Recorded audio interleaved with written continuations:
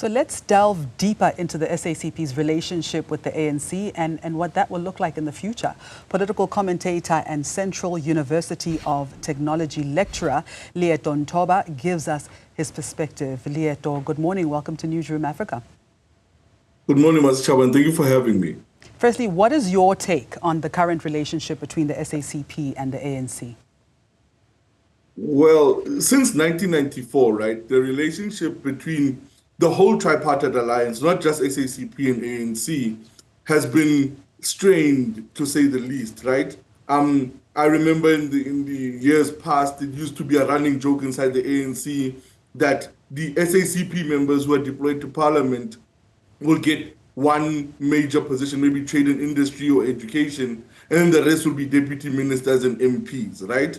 While the SACP thought of itself as the brain trust for the most left-leaning ideas of the ANC, free basic electricity, even the first iterations of what the NHI would become are documents that came primarily from the congresses of the SACP. And so I think now the SACP is thinking of itself and thinking, how do they consolidate the power that they had in the Tripartite Alliance because of the entry of the DA within the mixture? Because even though the DA is not a direct alliance of the ANC, the configuration of the DA into the Grand Coalition means that they can outvote some of the ideas that are most left-leaning that come from the SACP. So it diminishes the SACP's brain power inside the ANC. And I think this move,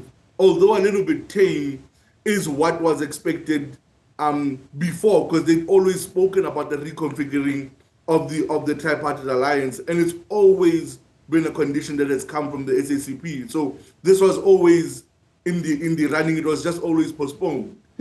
Let's explore that further. What are the implications of the SACP's decision to contest elections outside of the ANC alliance?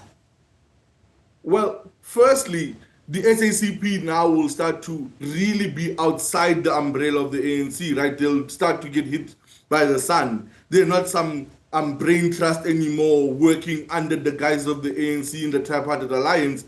They will then be hit by the sun like every other political formation in South Africa for the first time, actually, ever since 1994. So they've never tested their muscle, or even their approach to politics amongst the populace. They've always been protected by the guise that they are under the ANC's protection. And I think that is going to be a shock to them. But secondly, it's going to be a welcome addition to South African politics, because up to this point, the ANC has always consolidated its power through its Tripartite Alliance partners, right? And it's always leaned on those partners, and it seems that leaning on those partners is actually getting weaker. And so what we're going to see is that Tripartite Alliance actually reconfiguring in a way that is now forced and not one that was predetermined by them. And I think that's going to be the most interesting part. The SACP had always called for a reconfiguration in order to keep the strength of the ANC and the Tripartite Alliance up. But now it's a forced move where the SACP has to put its hand up and say to the populace, these ideas that are left-leaning actually come from us. How do you guys respond to them? Now, SACP General Secretary Solly Mapaila revealed that the party advised the ANC to join forces with the EFF rather than partnering with the DA. Now, what do you think led the ANC to disregard this advice that's now costing them a relationship with the SACP?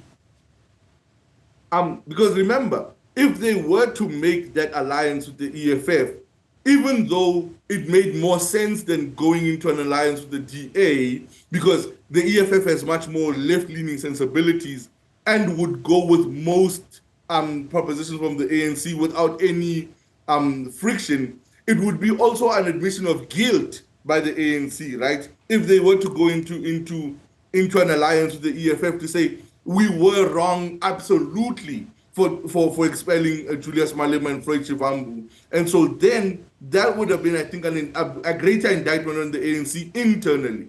What does it mean? Because it would have raised a totally different question to say, what does it mean for the identity of the ANC if we can expel people, and then later, if those people form powerful parties outside the ANC, we then now go and form alliances with those people who were thrown out for their extremist views or whatever we don't agree with them for.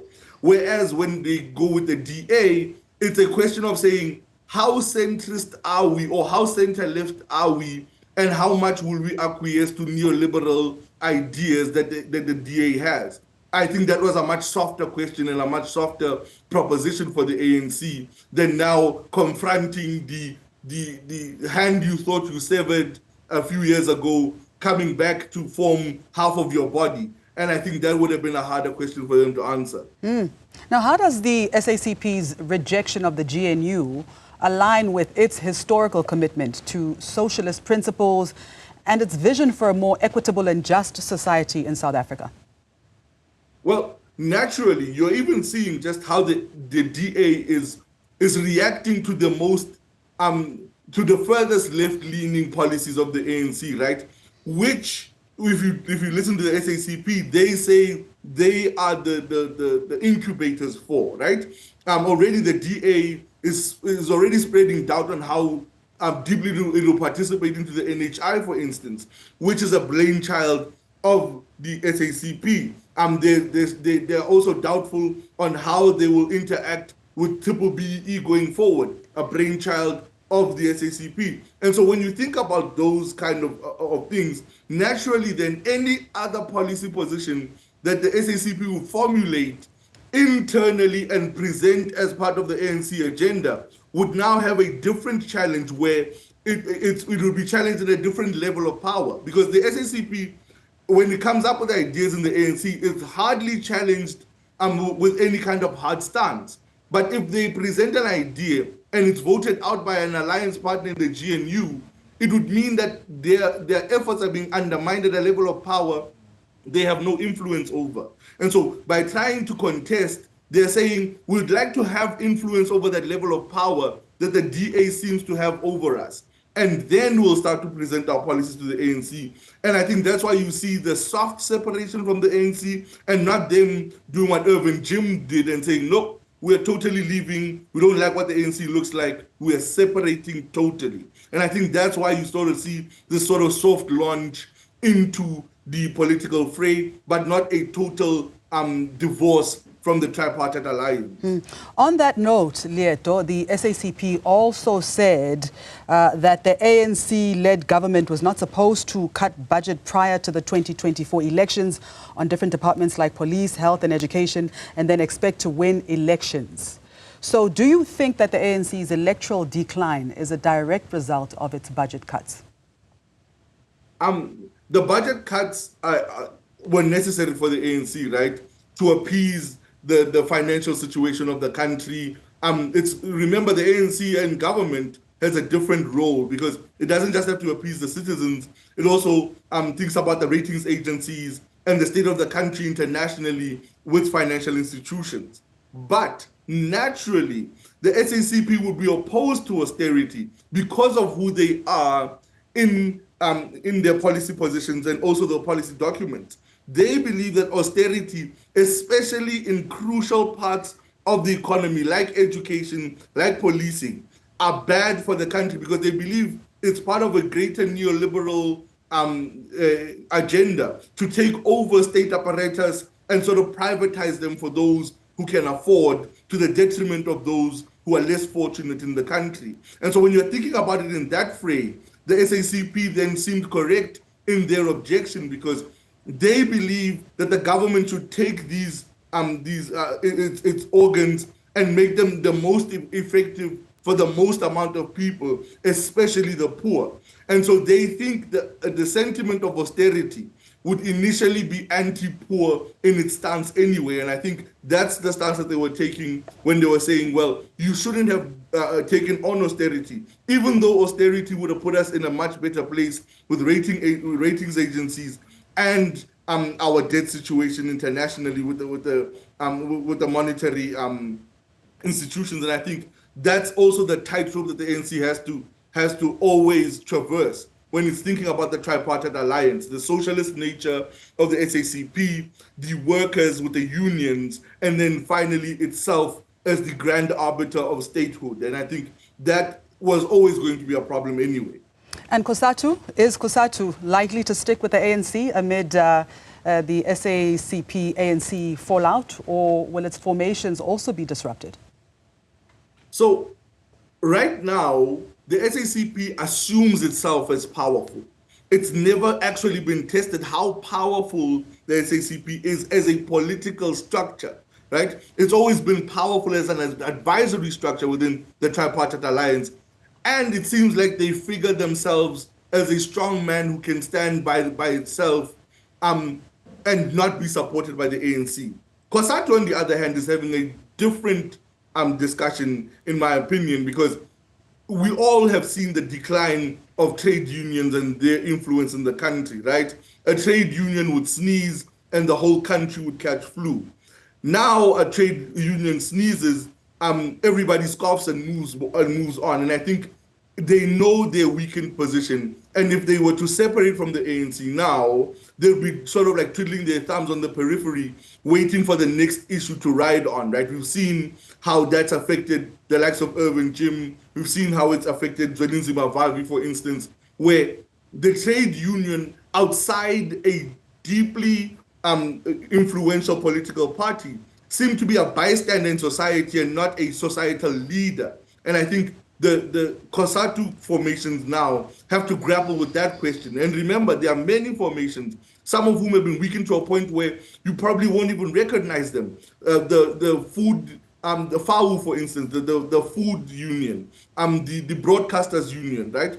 All of those have been weakened to a point where you couldn't even tell the difference when you're going into the public broadcaster and the unions that were linked to the ANC. And so that is another battle that they have to fight before they even think about a reconfiguration move like this. This is a power move, and sadly, COSATU has no power to leverage from.